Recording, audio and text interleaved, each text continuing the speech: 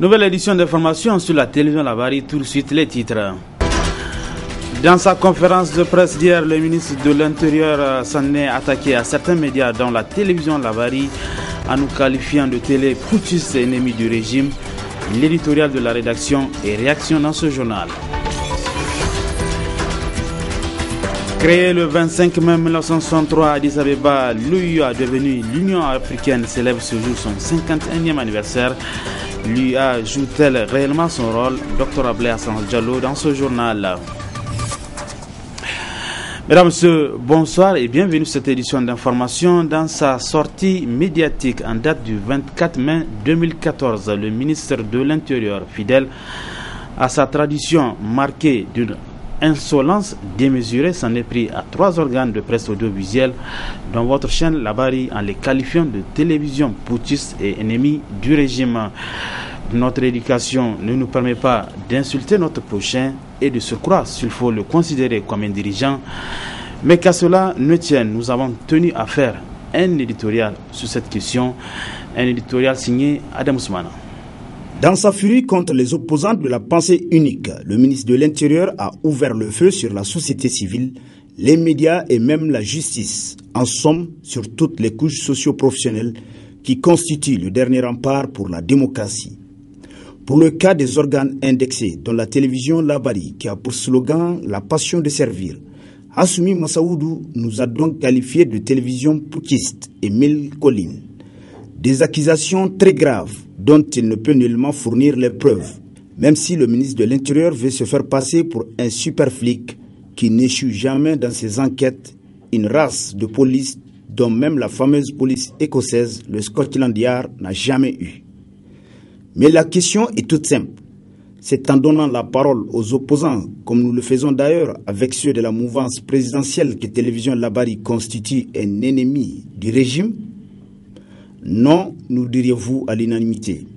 Mais comme le sieur Hassoumi Massaoudou et le Gouri système se désintègrent comme un château de cartes, il faut trouver des boucs émissaires dans la télévision Labari.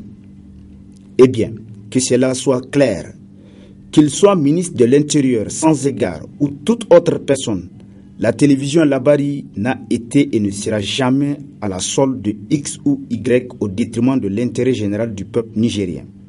Que cela soit également clair, l'intimidation, d'où que cela provienne, ne peut jamais émousser notre élan. Et Dieu merci de n'avoir d'ailleurs pas donné cette prérogative à ce ministre de l'Intérieur de fermer les organes qui le dérangent. Kéta, comme disent les Hausa. Mais Dieu, lui, ne fait rien au hasard. Hassoumi Massaoudou a ouvertement déclaré la guerre contre la télévision Labari. Alors, il nous trouvera désormais sur son chemin, car nous sommes convaincus qu'il sera le perdant. Autre question que nous nous posons, comment un gouvernement qui se respecte peut-il permettre à un de ses membres de venir dans certains États pour narguer et menacer ses concitoyens sur des ondes de radio et télévision? Ces mêmes canaux qui leur ont permis d'être ce qu'ils sont aujourd'hui. Cela relève même de l'ingratitude, nous diriez-vous. Mais jugez-en vous-même. Notre pays compte de nos jours plus d'une dizaine de télévisions privées, plus les 2 chaînes nationales, et de toutes ces télévisions, la seule qui portait la voix du Pendez, devenu Gouri au Nigérien il y a moins d'une décennie, est considérée aujourd'hui comme ennemi. Où va le monde, comme dirait l'autre? Il est temps, voire grand temps, que le Premier ministre et au-delà le Président de la République débarrasse le gouvernement des ministres qui ignorent la responsabilité de cette fonction et déshonorent ainsi notre chère patrie, le Niger. Un adage germain ne dit-il pas, je cite, Deborte Djirboro, Kalamin Bonte Tangara, Masisalu Alasiri, Alasiri Kwara Madjano. Fin de citation. En substance, cet adage dit que le bon dirigeant, c'est celui qui encaisse tous les coups provenant de ses administrés sans réagir par la force et qu'il ne doit jamais écouter les mauvais conseillers. À bon entendeur, salut. Voilà qui est très bien clair. Cette sortie médiatique du ministre de l'Intérieur, Hassoumi Massaoudou, a suscité des réactions de l'opinion nationale. Aujourd'hui, nous proposons de suivre l'entretien que nous a accordé Maman Hamissou. Il est le président du Parti pour la justice et le développement PJD Hakika. Écoutons un extrait avant de le retrouver en partie magazine de ce journal. Hassoumi Massaoudou n'a aucun sens de la fonction de ministre. Je crois que Hassoumi Massaoudou est à la limite un anarchiste. Et dans ses propos, il ne mesure pas ses propos. Et moi, je le comprends. C'est pour cela qu'il n'a aucun respect à l'être humain. Il ne dit que tout ce qui sort dans sa bouche, il verse ça. Et il croit que c'est comme ça qu'un ministre doit agir, ou que c'est comme ça qu'un intellectuel doit agir. Donc, nous allons partir de sa conférence dans laquelle Hassoumi Massaoudou a eu à brosser la situation politique. Dans cette situation politique, ça lui est arrivé de parler du Tazartche. Je crois qu'il est un peu important de rappeler l'histoire de comment nous avons mené le combat contre le Tazartche. C'est très important. En fait, lorsque Tanja Mamadou a voulu faire le Tazartche, et avant, nous étions la seule organisation qui menait le combat contre Tanja Mamadou. Nous étions la seule organisation. Et c'est que Hassoumi Massaoudou ne sait pas. S'il y a un parti politique qui a encouragé et qui était presque à la limite dans le Tazartche, c'est bien son parti politique, le PNDS Taraya. Parce qu'il est important de rappeler les faits. Mamadou Tanja, qui était le président d'alors, chaque fin du mois recevait Mahamadou Issoufou. Et Mahamadou Issoufou, il a dit d'ailleurs qu'ils ont soutenu Mahamadou Tanja. C'est que lors de la dernière visite que Mahamadou Issoufou a eue avec Tanja, et que Tanja ait décidé, et lui a informé qu'il a décidé d'aller en référendum, c'est en ce moment que Mahamadou Issoufou est venu immédiatement dans sa zone, dans son QG, au niveau de Lazare, où il a annoncé, il vous a appelé, vous la presse, où Mahamadou Issoufou a annoncé qu'il aura les gîtes, les jades. Parce que si Tanja lui remettait le pouvoir, il n'y avait aucun problème. Ils étaient prêts à tout accepter.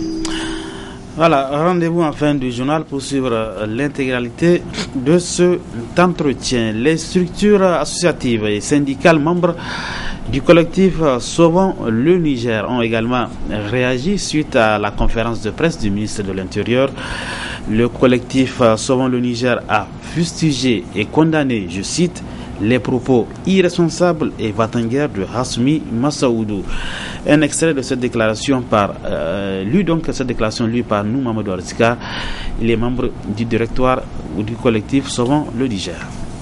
Dans ce fameux point de presse, le ministre Massaoudou a fait feu de tout bois en s'en prenant indistinctement à tous les acteurs sociopolitiques dans une pure logique d'instauration de la pensée unique.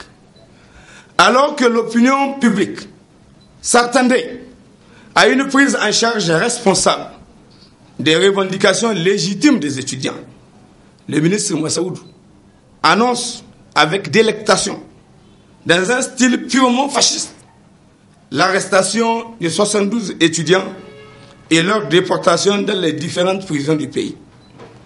Non satisfait de la répression sauvage et l'arrestation massive des étudiants à l'issue d'une manifestation spontanée, le sieur Massaoudou annonce également la poursuite de la chasse aux sorcières contre les étudiants, dont le secrétaire général de l'ONU, qu'il accuse d'être manipulé par l'opposition politique sans en apporter la preuve. Dans cette même logique, il s'en est pris vertement aux médias indépendants, dont il considère certains comme des ennemis du régime, et annonce une imminente remise en cause des acquis démocratiques, notamment la liberté de la presse, et ce au mépris de l'engagement du président de la République, matérialisé par la signature de la déclaration de la montagne de la table. Dans le même ordre d'idées, il a exprimé sa haine viscérale à l'endroit de certains acteurs de la société civile dont le seul tort est d'avoir décidé de la création du collectif Sauvons le Niger pour marquer leur lecture alternative de la situation politique délétère actuelle, née des agissements irresponsables de la classe politique dans son ensemble. Dans la même foulée, il a indiqué sans vergogne que le collectif s'inscrit dans une perspective putschiste, alors même que cette attitude a été la pratique constante de leur groupe politique à travers l'histoire sociopolitique de notre pays.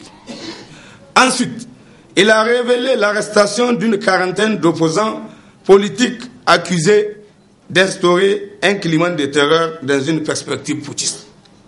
Il a poussé l'outrecuidance en jetant le discrédit sur les décisions de justice qui ne répondent pas à ses attentes. Au regard de tout ce qui précède, le collectif Sauvons le Niger dénonce et condamne les propos irresponsables et va-t-en-guerre de Massaoudou Hassoumi dans son point de presse. Fustige et condamne les accusations sans fondement contre le collectif Sauvons le Niger et les médias indépendants. 3. Condamne les violences perpétrées lors des manifestations spontanées des étudiants et particulièrement la répression sauvage dont ils ont fait l'objet sur ordre de Massaoudou Hassoumi. 4. Rappelle aux forces de défense et de sécurité leur devoir de respecter les articles 15 et 14 de la Constitution qui disposent respectivement « Nul n'est tenu d'exécuter un ordre manifestement illégal et tout individu, tout agent de l'État qui se rendrait coupable d'actes de torture, de sévices et ou traitements cruels, inhumains ou dégradants dans l'exercice ou à l'occasion de l'exercice de ses fonctions, soit de sa propre initiative, soit sur instruction, sera puni conformément à la loi. 5. Dénonce l'amalgame malveillant tendant à établir un lien entre les étudiants et l'opposition politique et exige la libération immédiate et sans condition de tous les étudiants arrêtés. 6. Met en garde le gouvernement contre toute tentative de remise en cause des acquis démocratiques en général et les libertés de manifestation, d'expression, d'opinion et de presse en particulier.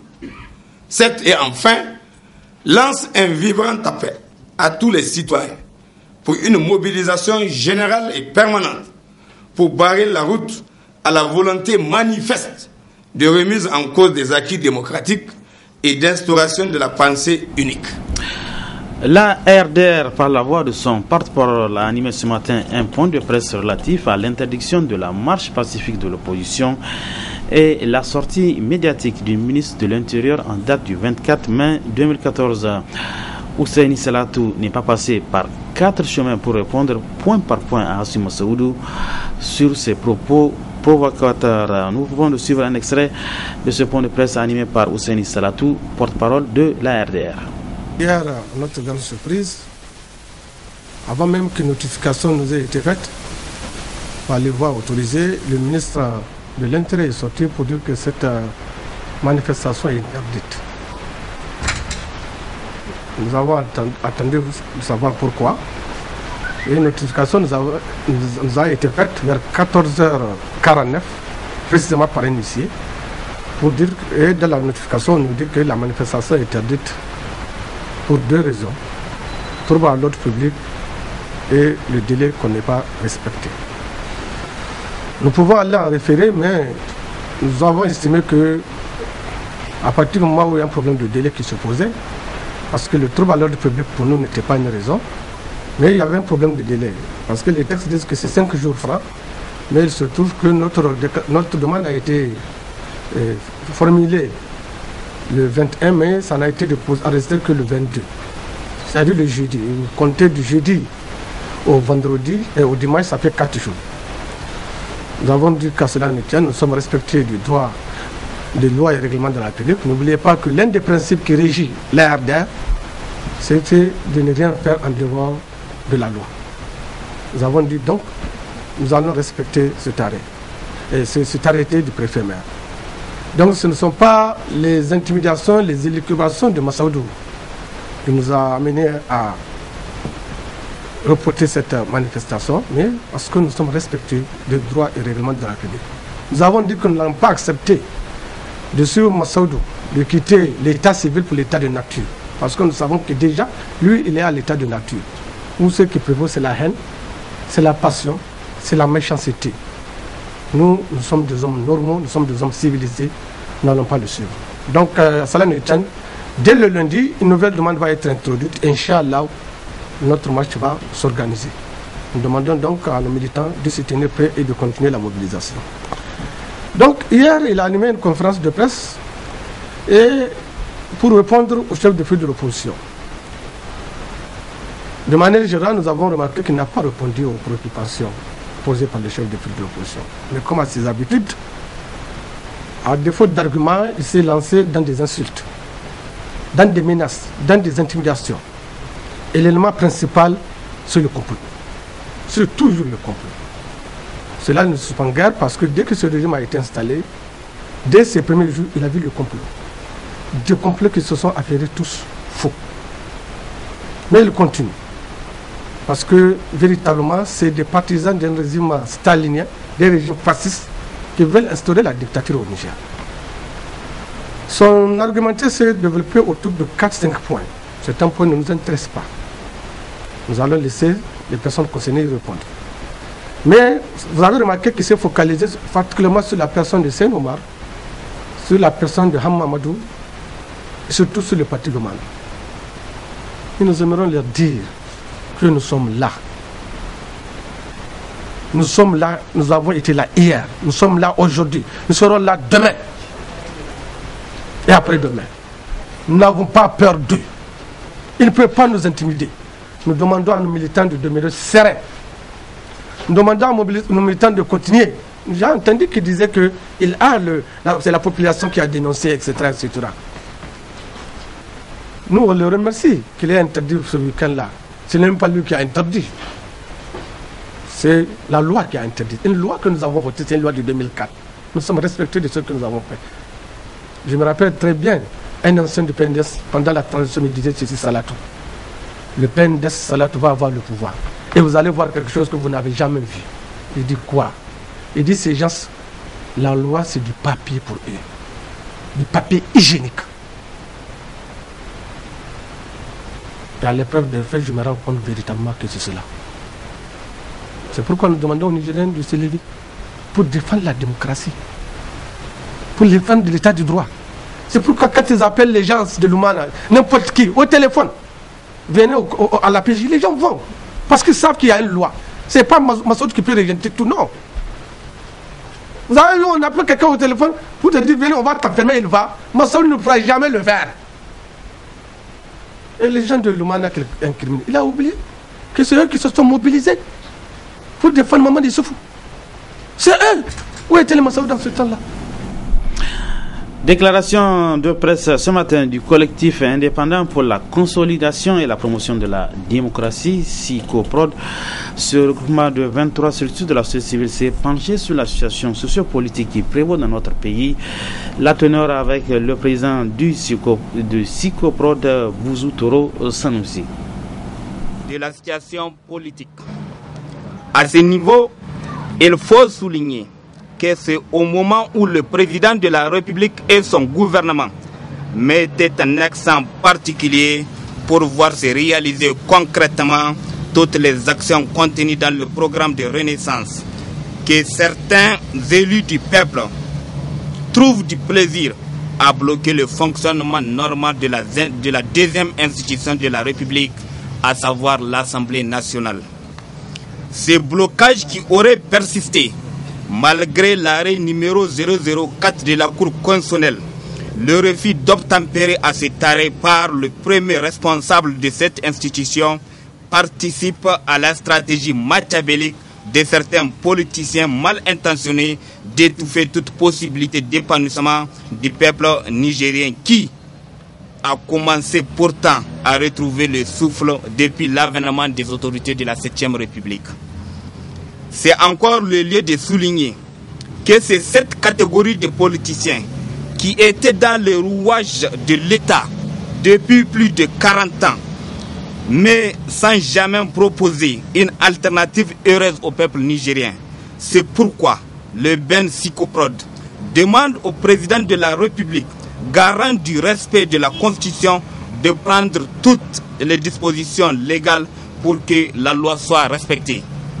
Le Ben Sikoprod demande aussi au président de la République et à son gouvernement de ne céder à aucune menace ni pression et de continuer à travailler sans relâche au plus grand bonheur du peuple nigérien, comme ils l'ont toujours d'ailleurs fait. De la situation sociale, sur ce plan, le Ben Sikoprod constate avec amertume, indignation et désolation des actes de vandalisme de nature à troubler l'ordre public et la quiétude sociale. En effet, le Ben Sikoprod constate aussi que ces actes seraient consécutifs à chaque fois que les différends opposent les acteurs de la classe politique. À titre illustratif, on peut citer l'attaque perpétrée par 3 individus non encore identifiés au domicile du 4e vice-président de l'Assemblée nationale et celle perpétrée au siège du PNDS occasionnant des blessés graves.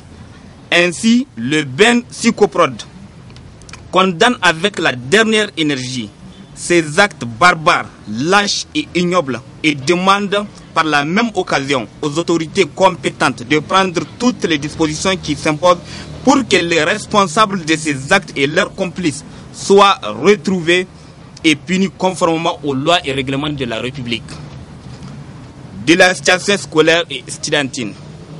Sur ce plan, le Ben Sikoprod demande aux étudiants de privilégier le dialogue dans l'aboutissement de leurs revendications. Le Ben Sikoprod souhaite de la part des étudiants que lors des manifestations, de bien vouloir épargner les biens publics et privés, car de toutes les façons, le remplacement de ces biens endommagés sera fait sur les dos de nos pauvres contribuables. Le Ben Sikoprod demande à l'administration de l'ANAP de ne plus accuser du retard dans le paiement de la bourse et de l'aide sociale.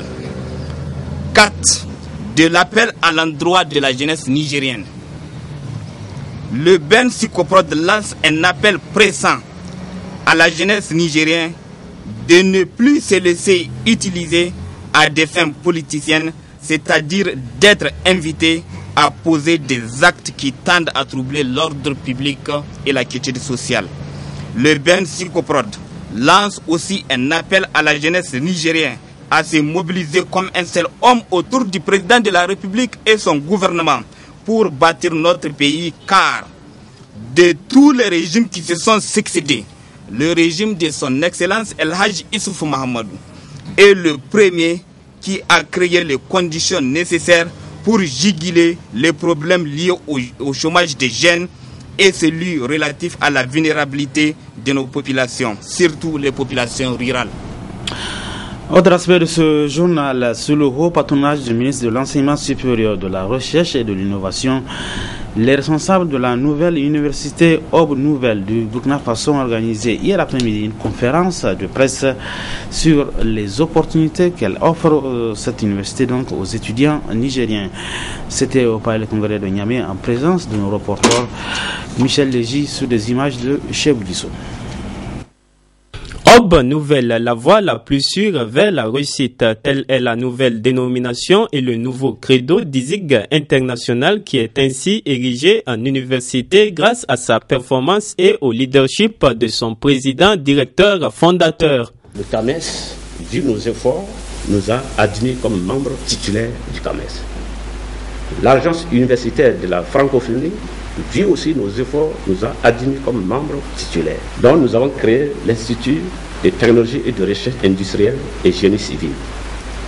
Alors, pour cet institut, nous avons identifié 2 grandes écoles de la sous-région, l'ENIC de Niamey et l'INSP de Yamoussoukro. C'est pour dire que la mutualisation dans la sous-région est une préoccupation qu'on n'a pas besoin d'aller toujours au nord, mais que dans la sous-région, s'il y a des écoles, des pôles d'excellence, il faut qu'elles puissent fédérer leurs ressources pour qu'on puisse assurer la formation des jeunes pour atteindre l'objectif d'une formation de haut niveau sans être dans le souci d'aller au-delà de l'Atlantique. Un message bien accueilli par les représentants des ministres des enseignements supérieurs et professionnels. Nous voudrions que par le savoir, que vous les jeunes, que vous vous développez et que vous fassiez plus que nous pour mettre en valeur nos ressources nationales et qu'on soit un pays ou une zone qui compte. Monsieur le DG, vraiment nous attendons de votre école qu'elle contribue au renforcement des capacités de l'Afrique à avoir une élite qui aime l'Afrique, pas une élite qui s'aime. Pour le cas particulier des enseignements professionnels et techniques, nous sommes particulièrement heureux de savoir que vous ouvrez certaines filières industrielles, électroniques et électromécaniques pour lesquelles nous avons, je le rappelle, nous formons des niveaux BEP, peut-être de bac technologie, mais le domaine universitaire, nous avons votre homologue à l'EMIG, mais sinon c'est assez rare. Donc c'est franchement à bras ouverts que nous accueillons les opportunités que vous offrez à nos jeunes. Bref, merci et nous accueillons tous et vous avez le soutien et la solidarité du gouvernement du Niger qui est témoigné par notre présence ici et aller de l'avant. Merci.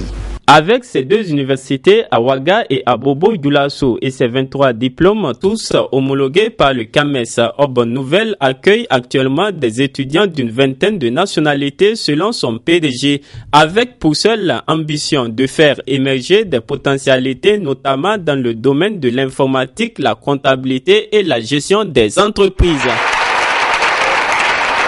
Aujourd'hui, 25 mai 2014, l'Union africaine commémore son 51e anniversaire. Depuis 50 ans, l'organisation continentale UA et son parent, l'OUA, ont servi à quoi pour le continent africain? Dr Ablaye Hassan Diallo, journaliste, politologue, recadre les choses. On l'écoute. Elle est née à partir des tractations des Africains, des Noirs, déjà aux États-Unis. Et puis en Amérique, les Dubois, les Marcus Garvey qui s'étaient battus, et puis c'est remonté jusqu'aux années des indépendances. Donc au moment où les Nkrumah étaient là, les ténors, qui ont poussé aussi plus loin pour que ça puisse naître.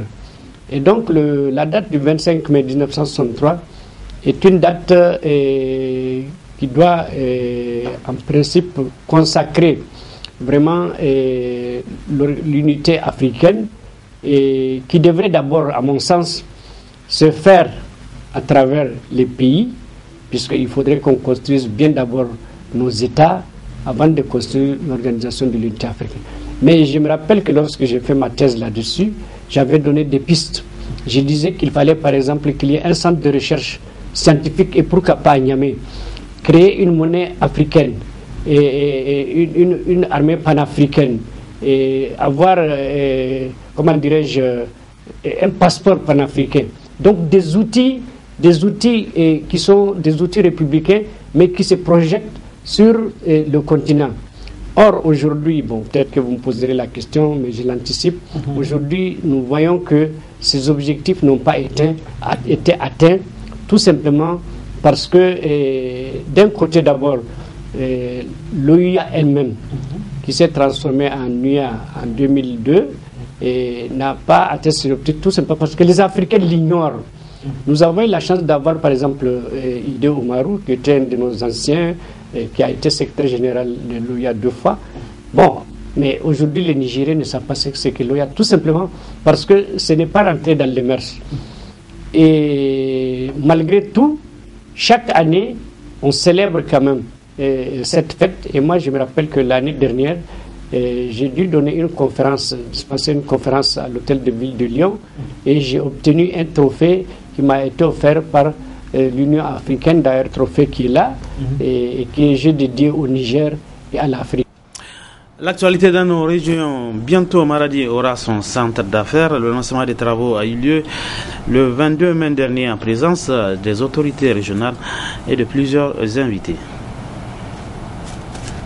Le 22 mai 2014, le projet Maradi Kolia du président de la République a pris forme avec le lancement des travaux du centre d'affaires de Maradi qui comprend une salle de conférence d'environ 700 places, un restaurant moderne, des boutiques spécialisées, une salle médiathèque, un service de chambre et de banque, un centre de jeux et d'enfants, des suites présidentielles et d'hébergement et beaucoup d'autres commodités où converge désormais toute la crème intellectuelle et le monde des affaires et politiques vers ces pôles de développement certains qui sera assurément Maradi, Inch'Allah. Ce n'est pas encore l'heure du bilan, mais il est important de rappeler que dès son installation à ce jour, le conseil de ville de Maradi a toujours inscrit ses actions dans le sens d'une proximité, une complicité positive avec la population, de telle sorte que toutes nos réalisations traduisent dans leur effectivité la quintessence des aspirations légitimes de cette population, à laquelle nous rendons au passage un hommage mérité pour avoir cru en nous et pour nous avoir soutenus constamment dans nos heureuses initiatives. Grâce à son centre d'affaires, la région de Maradi va encore réaffirmer son leadership économique sous la houlette du maire central, le président Kassoum Mokhtar. C'est cela la renaissance, la construction des grandes infrastructures, l'ambition de rêver grand pour notre ville et pour notre pays en général, la naissance d'un citoyen nouveau, d'un nouveau style de gouvernance. Et comme le rêve américain, monsieur le gouverneur, pour nous la voie courageuse, tracée et le chemin indiqué aujourd'hui par le président de la République, son Excellence Issou Mahamadou, c'est de dire à tous les Nigériens et Nigériennes que nous pouvons nous-mêmes, ensemble, être un peuple des grands défis et des grandes ambitions locales et nationales. C'est pourquoi il me plaît de rappeler du haut de cette tribune que la construction de ces centres d'affaires de Maradi, le seul à séjour dans un chef-lieu de région, s'inscrit parfaitement dans le cadre du programme Maradi Kolia, initié et mis en œuvre par son Excellence Issou Mahamadou. Cette cérémonie du lancement des travaux du centre d'affaires de Maradi s'est déroulée en présence des autorités régionales, du sultan du Gobir et de plusieurs invités. Le président Kassoum Mokhtar multiplie les actions. La région de Maradi change de visage et ce n'est pas les Maradawa qui diront le contraire.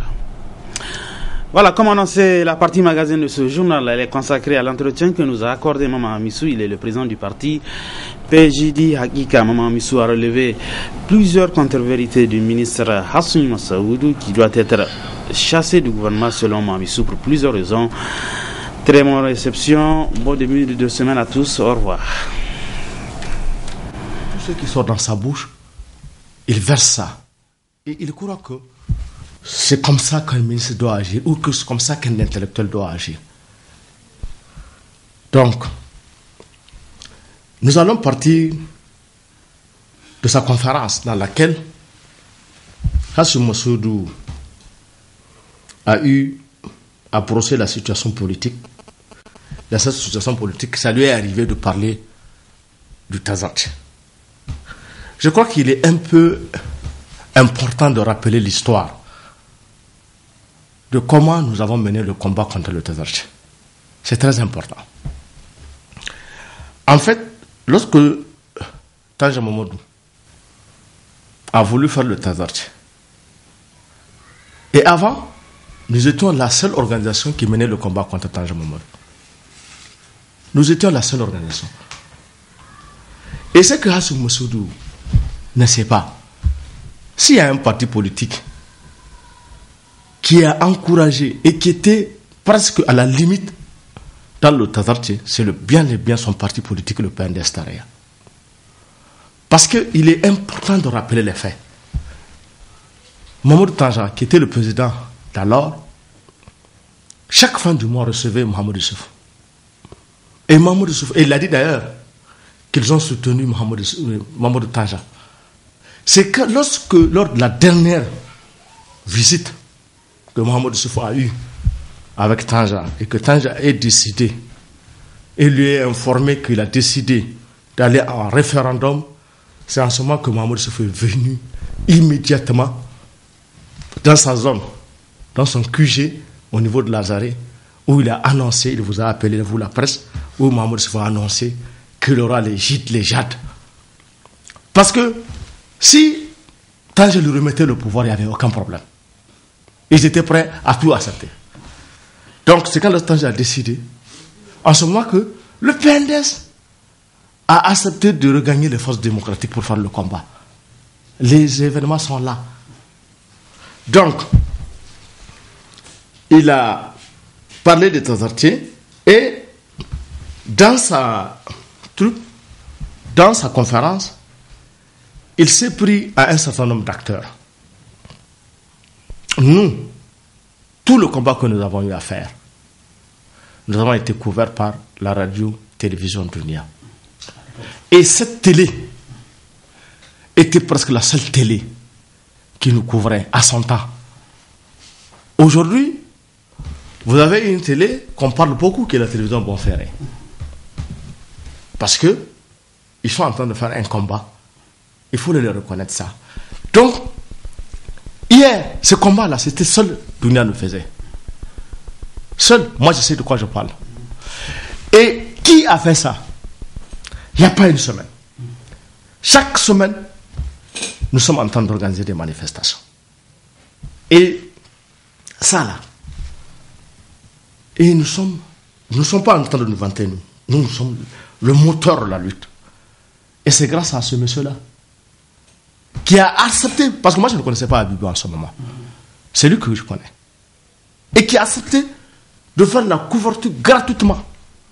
Et la télévision Dunia prenait tous les risques, y compris ces journalistes qui étaient sur le terrain. Ils prenaient les risques. Donc venir dire que ces personnes n'ont pas participé au Tazartier, c'est quand même une insulte vis-à-vis de nous, vis-à-vis des forces démocratiques. Et ce que je dois vous dire, s'il y a quelqu'un qui n'a pas participé à la lutte, c'est bel et bien Hashimi Massoudou. Je le dis haut et fort.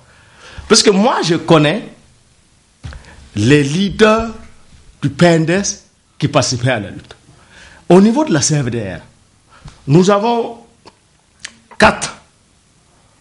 Le MDDR a 4 dirigeants, le FRD a 4 dirigeants, comment on appelle ça, l'UTN a 4 et le FDD a 7. Parce qu'au départ, on était tous 4-4. Quand le président Issoufou a souhaité d'avoir 3 places, parce qu'il dit qu'ils sont un nombre important, il leur fallait 3 places de plus. Et Massoud ne fait pas partie de ces 7-là. Moi, je ne connais pas Massoud parmi les 7 leaders du FDD qui étaient au directoire de la lutte. C'est-à-dire que ceux qui prenaient les décisions. Parce que ce que les gens ne savent pas, nous avons d'abord, il y a le directoire des leaders, mais là où il y a le directoire des leaders, mais en haut du directoire des leaders, vous avez ce qu'on appelle le sommet de la direction. Il ne fait pas partie de ces gens-là. Et je vais vous dire une chose. Lorsque nous devons aller à Abuja pour les négociations avec le pouvoir, j'avais retrouvé son nom sur la liste. J'ai dit, j'ai contesté. Le ministre Massoudou Sijoma, il est là, et pardon, Bazoum est là. Et Bazoum, j'ai dit, mais je ne comprends pas. Qu'est-ce que ce monsieur a fait sur la liste? J'ai dit, mais monsieur Bazoum, tu es là, Pierre Fumukwe est là. Il y avait encore les autres, leurs camarades, qu'ils mettaient dans la liste sous prétexte de personnes ressources. Les Gandouza Kara, etc., le constitutionnaliste, là, tous ces gens-là. Donc, on a constaté, j'ai personnellement constaté, la présence massive des gens du PNDS dans la délégation. J'ai dit non, lui, je ne suis pas d'accord qu'il soit sur la liste. Bazoum me dit non, attendez, monsieur le président, non, c'est un grand bagarreur. On a besoin de lui, il va aller là-bas faire la bagarre. J'ai dit, mais on ne part pas pour la bagarre. J'ai dit, nous partons pour des négociations. C'est la réflexion là-bas. Il ne s'agit pas d'aller insulter les gens. Et nous n'avons pas besoin de ça. Et je vais vous dire encore une autre bourde. Parce qu'on n'a pas pu faire les négociations à Abuja, parce qu'on était parti. Finalement, on a fait une autre négociation ici, quand on a ouvert les négociations à partir de Niamey.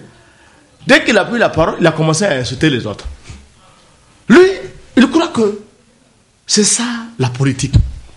Insulter seulement les gens. Mais ce n'est pas ça la politique. La politique, c'est de la grandeur.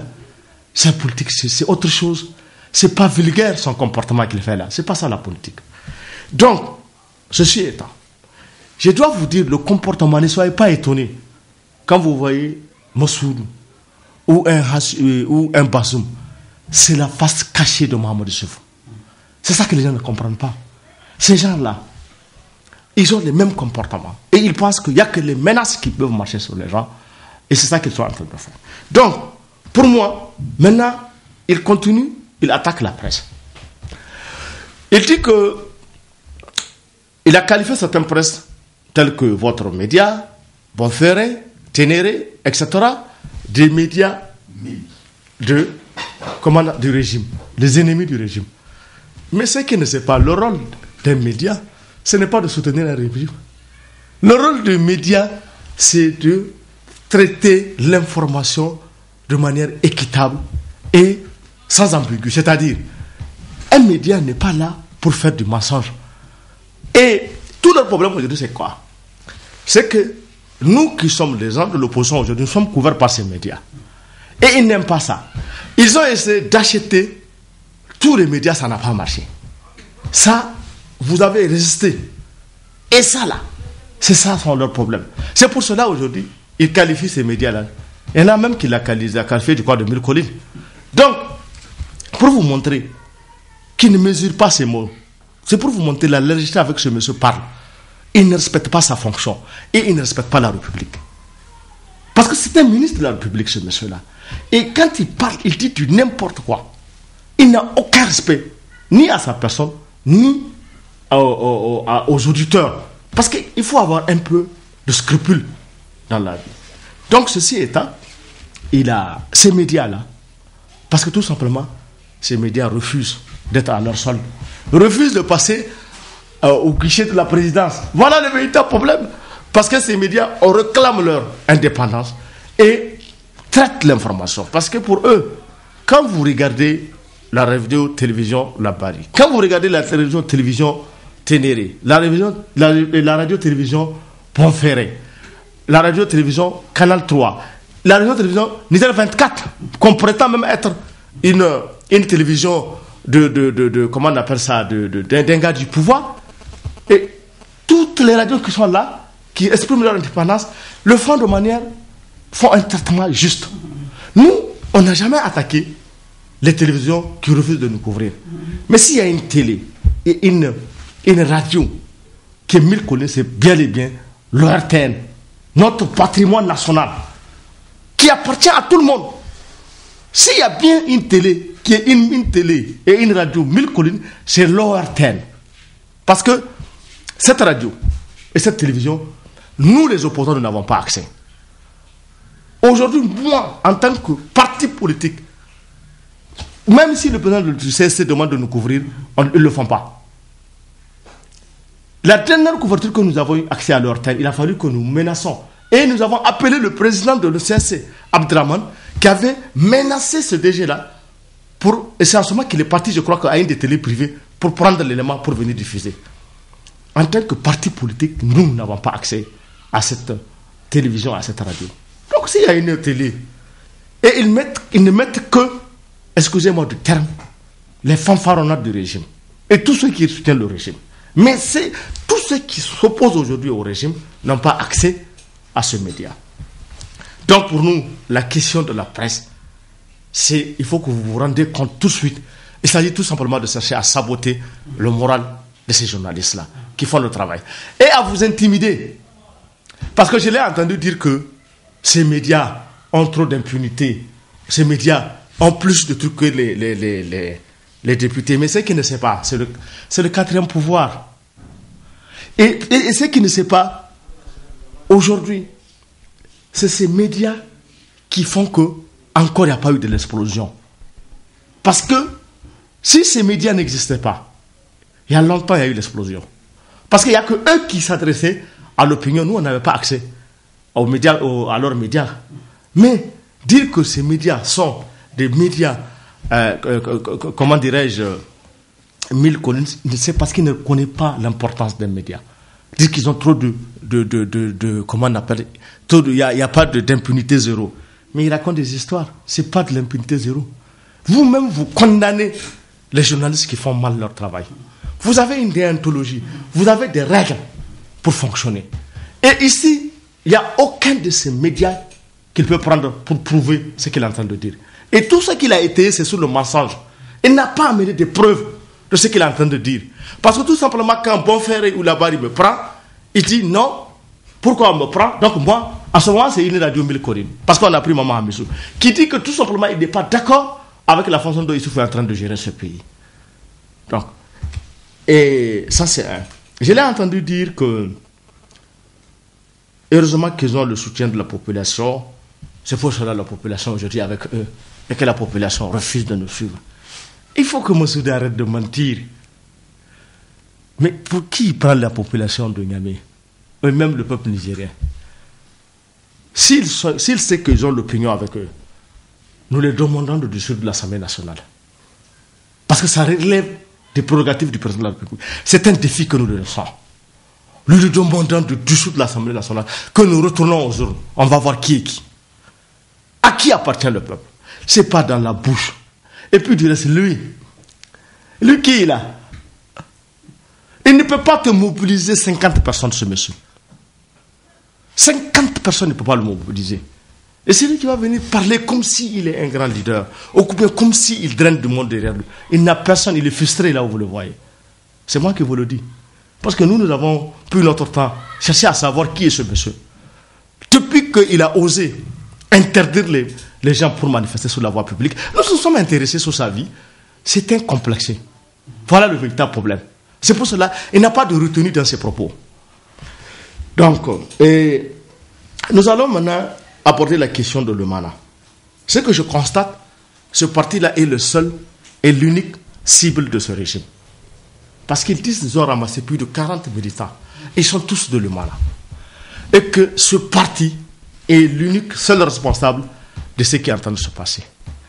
Mais ceux qui ne savent pas, le Lumana n'est qu'un parti parmi les multitudes de partis d'opposition. Le Lumana ne s'oppose pas plus que nous à leur régime. Mais ils s'en prennent à Lumana. Pourquoi? Parce que pour eux, pour le moment, c'est le seul adversaire qu'ils pensent être en face d'eux. Donc il faut l'éliminer de force. Et l'information que je vais vous apporter, que vous n'avez pas encore, parce qu'ils ont pris une quarantaine et ils ont continué à prendre des gens. Même hier soir, ils ont pris des gens. Mais ce que je dois vous dire, c'est que, vous savez ce qu'ils ont fait maintenant? Ils ont qualifié ces gens-là de terroristes. Maintenant, ils sont au niveau du centre antiterroriste. Et je vais dire pourquoi ils ont fait ça. Ce qui va les permettre de les garder le plus longtemps possible, parce que là-bas, il n'y a pas de garde à vue. Quand vous êtes un terroriste, il n'y a pas de garde à vue. L'autorité centrale manipule, fait ce qu'elle veut, elle va vous garder le nombre de jours qu'il veut. Voilà en fait l'objectif qu'il vise. Parce qu'ils n'ont rien contre ces gens-là. Ils ne disposent d'aucune preuve, contrairement à ce qu'il est en train de raconter, pour dire que c'est la population qui les a appelés pour les dire venez, voilà les gens, ils les ont pris la main dans le sac. En dehors de que ce monsieur-là dit n'importe quoi, il ment encore. C'est ça encore qui est plus grave. C'est un grand menteur. Donc pour vous dire, voilà, là encore, là où ils sont en train d'aller, ils sont en train de qualifier ces gens-là. Comment vous pouvez penser que un gars comme Soumaïla Sanda, un responsable, qui il n'y a pas longtemps était avec eux, qu'il n'y a pas longtemps, ils ont dit il n'y a pas comme Soumaïla Sanda, un ministre, ils vont venir le qualifier d'un terroriste. Omar Dokeri, qui est le président de la ville de Niamey, que hier, il n'y a pas longtemps, ils disent c'est le meilleur. Aujourd'hui, ils disent c'est un terroriste. C'est pour vous montrer la légèreté avec comment ils sont en train de gérer notre pays. Maintenant, nous allons sur la question de Seyni Omar. Parce qu'il a traité Seyni Omar à la limite de vulgaire. Parce qu'il dit ce monsieur a falsifié son CV et qu'il n'a pas de retenue. Il n'a même pas, à la limite, il n'a même pas honte. Il a dit c'est un incident de parcours. D'abord, je veux rétablir l'ordre. Seyni n'a pas parlé comme ça. Seyni n'a jamais dit que Mohamed Issoufou est parti prendre la main du fils de Hama Amadou pour l'amener en prison. Seyni n'a pas dit ça. Ce que Seyni a dit dans sa conférence, le président Seyni a dit, le président Issoufou est rentré et que le président Issoufou, en rentrant, la première des choses qu'il puisse faire, c'est de demander de libérer le fils de Hama Amadou. Parce que c'est ce que Seyni est en train de dire, qu'il ne fait pas le combat avec le fils de Hama Amadou, mais qu'il fait le combat avec Hama Amadou. Donc, voilà un terme clair ce que Seyni est en train de dire. Et lui, il dit que Seyni veut donner des leçons de grandeur. Mais Seyni peut donner des leçons de grandeur, puisqu'au moins c'est une draine du monde. Et que s'il croit, lui, il se croit bombardé de diplômes. Mais il a qui? Aujourd'hui, s'il a pu être ministre, vous comprenez? C'est parce que des gens ont drainé du monde. Et ces gens-là qui drainent du monde, c'est les Seyni, c'est pas lui. Aujourd'hui, c'est très simple. Que lui, là, aujourd'hui, là, qu'il demande un poste électif, il va voir. N'importe quel poste, je le dis. Nous savons comment il a été plusieurs fois député. Nous savons que c'est des députés par décret. Donc, aujourd'hui, ces gens-là qui ne représentent rien, ceux qui prennent la parole, ils insultent les gens. Aujourd'hui, par rapport à cette question-là, je crois qu'ils ne méritent même pas de répondre. Maintenant, dans son truc global, il dit que c'est parce qu'il y a eu l'impunité de façon générale que cette situation-là s'est produite. Mais ce qu'il ne sait pas, les plus grands artistes, ceux qui ont mis mal à l'aise la Constitution, ils sont avec eux. C'est les Albadé, nous les connaissons très bien. C'est les Ben Omar. Il ne faut pas qu'ils pensent que les gens ont oublié. Ben Omar, l'image est là. Donc, ces gens-là, ce sont eux. Ils sont tous avec eux. Avec eux, pardon. Ceux qui ont fait, ceux qui ont amené Tanja à remettre le cadre démocratique, ils sont tous avec eux. Et qu'est-ce qui a été, moi, mon problème avec le président Issoufou? Quand moi je suis parti.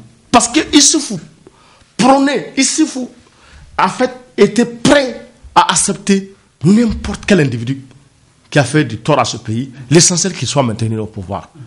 Moi, j'ai dit non. Il y avait de l'impunité totale. J'ai dit non, il y a des individus qui ne méritent pas, dans ce pays, de comme ça de lever la tête parce qu'ils ont volé les biens de l'État. Mais je vous assure, le président n'a pas été à la hauteur. Je vais vous dire ce qu'il m'a dit. Parce qu'aujourd'hui, il est important de dire certaines choses. Il m'a dit, tu sais, il faut aller doucement. Parce que la politique, c'est que deux fois, même quand le gars fait des erreurs, on essaie de marcher là-dessus. J'ai dit, je ne ferai pas ça. Moi, j'ai accepté, j'ai fait un combat de 10 ans. J'ai fait un combat de 10 ans pour que tous ceux qui ont eu à payer, à voler les biens de l'État, puissent le restituer. Donc, aujourd'hui, que Assou Massoudou sort pour attaquer les gens, pour les vilipender, pour dire de façon générale rien que du mal sur les autres parce qu'ils ne sont pas avec eux. Et je vais terminer pour... j'ai suivi là où il a traité les Moustangari et autres de l'extrême droite. Moi, je connais Moustangari. Moustangari n'est pas de l'extrême droite. Moustangari a ses idéaux. C'est bel et bien un gars de la droite. Maintenant, si aujourd'hui Moustangari les combattent, et que pour ça, il faut jeter la lanterne sur ce monsieur, ça c'est autre chose. Mais tout le monde, et que le ministre sache une chose, globalement, sa conférence n'a montré qu'à la face du monde, qu'ils sont vraiment très limités en matière de gestion des biens publics et de l'État.